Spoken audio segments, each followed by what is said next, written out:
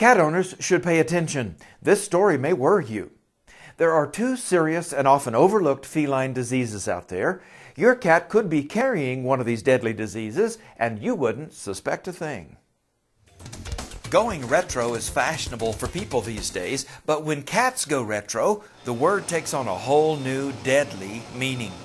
Retroviruses, as they're called, like feline leukemia and feline AIDS, affect 3 to 4 million cats in North America each year.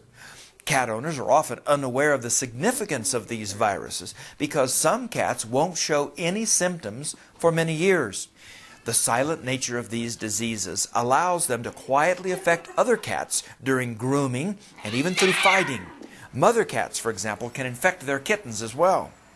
But like human AIDS, both of these diseases suppress the immune system, and eventually the cat will die from cancer, anemia, or overwhelming infection.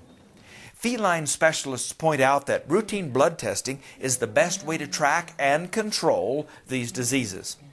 Before considering adopting a new cat, talk with your veterinarian about testing. It's a step that's quick and easy and could save many lives and a lot of heartache.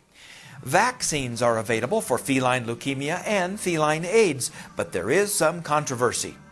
Feline specialists recommend using the vaccine only if your cat is at risk.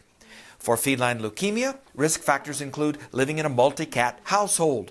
For feline AIDS, outdoor cats, especially males, are at high risk.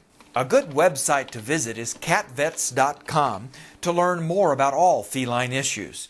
And of course, visit your veterinarian for the best advice to keep your feline friends from going retro. Virus, that is.